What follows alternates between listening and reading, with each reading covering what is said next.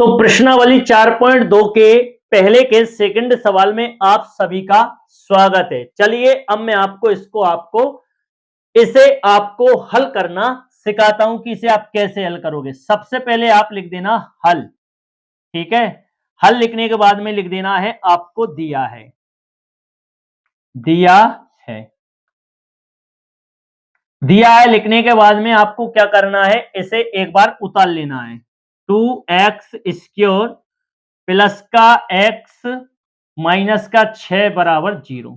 अब देखिए यह संख्या, इसे आपको मन के अंदर हटाना है, वास्तविकता में इस संख्या को नहीं हटाना है, इसे मन के अंदर हटाना है। इसे सबसे लास्ट में क्या करना है, इस 2 का इस 6 में गुणा करना है ना। 2 का 6 में गुणा किया आपने तो 2 छक्के 12, यानी माइनस का कितना हो गया 12। इसे वास्तविकता में आपको नहीं हटाना है, मतलब आपके मन के अंदर इसे हटा लेना है, तभी आप इसे हल कर पाओगे, अन्यथा हल नहीं कर पाओगे, और करोगे तो आपका आंसर नहीं आ पाएगा। तो यहां जो संख्या है इसे हटाना है, ठीक है। तो इसे मैंने हटा दिया है मन के अंदर। 2 का गुणा मैंने 6 में कर दिया है तो मेरा कितना हो गया है 12 हो गया है। अब यहां 6 नहीं है, अब यहां कितना है 12, मतलब आप अपने मन के अंदर कितना हो चुका है 12, लेकिन वास्तविकता में यहां 6 ही चलेगा। आप ये नहीं कर देना कि 6 को हटा दो और 6 के स्थान पर 12 लिख दो, ऐसा नहीं करना है ना। 12 लिखना नहीं है, 12 एक साइड लिख लेना कुछ देर के लिए, तब तक आप इसे सोल्व करो, है ना। इसके बाद में इस 12 को भी आपको हटा देना है। अब देखिए यहां क्या है, यहां एक है, मतलब यहां इस x के साथ कुछ भी नहीं है, क्या है एक है। यहां अब कितना हो चुका है 12 हो चुका है, मतलब मन के अंदर 12 हो चुका है। अब ऐसा गुणनखंड सोचिए इस 12 का कि अगर हम घटा दें तो प्लस का 1 आ जाए, और अगर हम गुणा कर दें तो माइनस का 12 आए, मतलब ऐसी संख्या। तो इसके गुणनखंड क्या बनेंगे, इसके गुणनखंड बनेंगे 4 तिया 12, मतलब अंतर कितने का होना चाहिए इनके बीच में, अंतर 1 का होना चाहिए। इसके गुणनखंड तो और भी तो बनते हैं, इसके गुणनखंड क्या बनेंगे 6 और 2 भी बन जाएगा, 6 दूनी 12 बनेगा ना। लेकिन इनका बीच का अंतर क्या 1 है, नहीं है। आप बोलोगे सर इनके बीच का अंतर 4 है, कितना है 4, अरे 6 में से 2 घटाओगे तो 4 ही तो आएगा, है ना। लेकिन आप बोलोगे सर इनके बीच अंतर 1 है, ये संख्या हमारी सेटिस्फाई करेगी, है ना। मतलब कितना अंतर चाहिए इनके बीच, 1 का अंतर चाहिए। ये दोनों संख्या अपन को 1 का अंतर दे रही है, ठीक है। अब और अगर हम 4 और 3 का गुणा कर दें तो भी 12 हो रहा है, और 4 में से 3 घटा देंगे तो 1 बच जाएगा। अब कौन सी संख्या प्लस की लेना है और कौन सी संख्या माइनस की लेना है, ये बड़ा कंफ्यूज होता है बच्चों के मन में, है ना। तो देखिए ऐसे लेना है आप, अगर जैसे मान के चलिए यहां क्या ले लिया आपने माइनस ले लिया, यहां क्या ले लिया आपने प्लस ले लिया। अगर 4 में से आप 3 घटाओगे तो बड़ी संख्या किसकी है, माइनस की है, तो क्या बचेगा माइनस का बच जाएगा। अब यहां बताओ ये क्या, ये एक माइनस का है, नहीं है, ये किसका है, एक प्लस का है। अर्थात आपको यहां प्लस का बचाना है, तो यहां प्लस लोगे और यहां भी प्लस ले लिया तो दोनों जुड़ेंगे, अपन को जोड़ना थोड़ी है, जुड़ जाएंगे तो 4 और 3 7 आ जाएंगे। 7 नहीं चाहिए अपन को, 1 चाहिए। तो आप क्या बोलोगे सर इसको माइनस का ले लो, है ना। तो इसे प्लस का ले लिया, इसे माइनस का ले लिया। अब देखिए अगर 4 में से 3 घटेंगे तो एक काय का बचेगा, प्लस का 1 बचेगा। क्यों बचेगा सर, क्योंकि 4 बड़ा है जो काय का है प्लस का है ना। और घट भी जाएगा, प्लस में से माइनस घट जाएगा, 4 में से 3 जाएगा तो 1 बचेगा, काय का बचेगा प्लस का। और अगर आप गुणा करोगे तो प्लस का गुणा माइनस से किया तो माइनस, और 4 का गुणा 3 से किया तो 4 तिया 12, अर्थात ये हमारी दोनों संख्याएं सेटिस्फाई होंगी चिन्ह सहित। उम्मीद है आपको ये समझ में आ गया होगा। अब अपन इसे इन दोनों को रखते हैं, कहां रखेंगे, इस जगह पर रखेंगे, इस 1 के स्थान पर। तो 2x² आपका ऐसा ही रहा, है ना।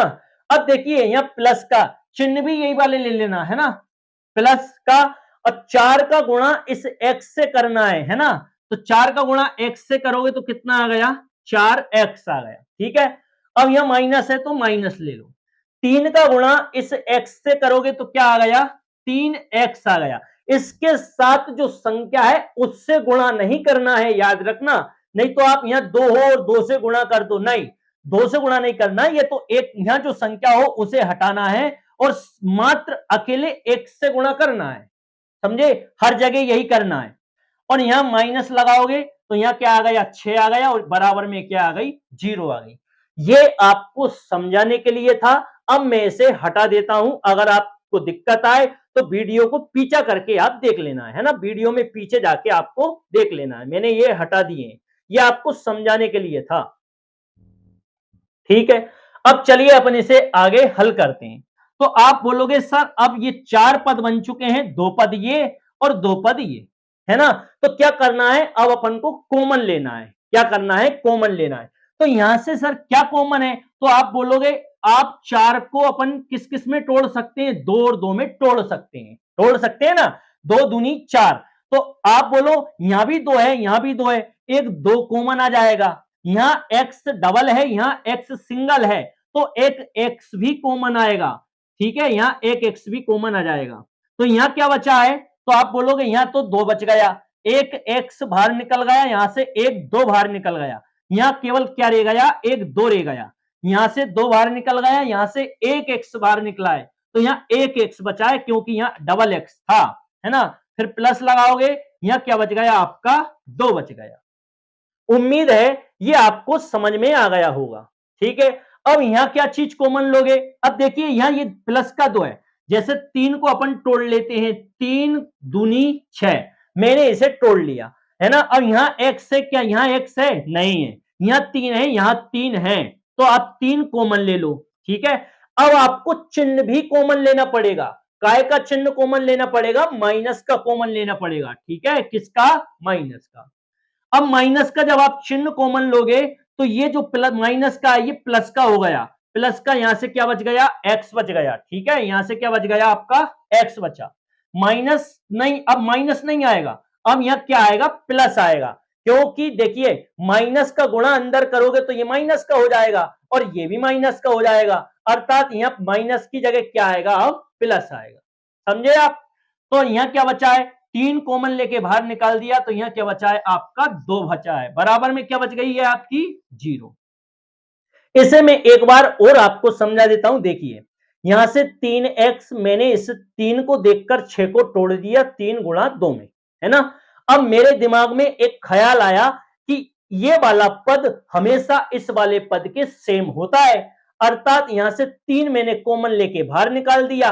अब ये माइनस कॉमन कैसे लिया है मैंने, मुझे किसी भी तरह से इस माइनस को प्लस करना था, तो मैं अगर माइनस कॉमन लेके बाहर निकाल दूंगा तो ये भी प्लस हो जाएगा और ये भी प्लस हो जाएगा, क्योंकि मुझे प्लस ही तो करना है, इस वाले पद के समान इसे करना है, ठीक है। जैसे अब माइनस का गुणा अंदर करोगे तो माइनस का यहां प्लस का प्लस है, तो माइनस का गुणा प्लस से होगा तो माइनस आ गया, माइनस का गुणा प्लस से होगा तो माइनस आ गया, इसीलिए मैंने क्या कॉमन लिया है, माइनस कॉमन लिया है। उम्मीद है आपको समझ में आ गया होगा।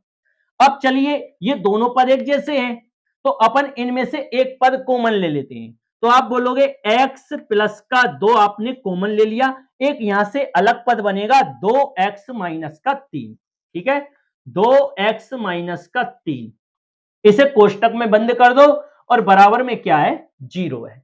अब इसे भी 0 के बराबर में करना है और इसे भी 0 के बराबर में करना है, तो x प्लस का 2 ऐसा ही रहा, ये इसे किसके बराबर में करना है 0, बीच में क्या लगा देना, यह लगा देना, फिर इसे लिख देना 2x माइनस का 3 बराबर में 0। अब क्या करना है, इस प्लस के 2 का इस 0 के स्थान पर पक्षांतरण करना है, इस माइनस के 3 का भी यहां क्या करना है, पक्षांतरण करना है। यहां लिख देना, आप लिखना चाहो तो, नहीं लिखोगे तो भी कोई दिक्कत नहीं है ना, यहां लिख देना अगर लिखना चाहो तो। पक्षांतरण विधि, कौन सी विधि है ये, पक्षांतरण विधि, पक्षांतरण विधि। अब देखिए x आपका ऐसा ही रहा, यहां प्लस का 2 इस 0 के स्थान पर जाएगा तो आपको मालूम होना चाहिए कि पक्षांतरण में चिन्ह बदल जाते हैं, यहां प्लस का 2 इधर जाके काय का हो जाएगा, माइनस का 2 हो जाएगा, तो एक मूल तो आपका ये आया है, या 2x आपका ऐसा ही रहा, ये माइनस का 3 यहां जाएगा तो प्लस का हो जाएगा 3, प्लस लगाना नहीं है, प्लस होता ही है ना। अब ये दोनों काय में गुणा में, तो ये 2 कहां चला जाएगा, बटे में। x बराबर का 3 बटे में क्या आ गया, 2। एक मूल आपका ये है ना, यह लगाओगे, और एक मूल क्या है आपका, x बराबर माइनस का 2। तो यही क्या है, आपका उत्तर है।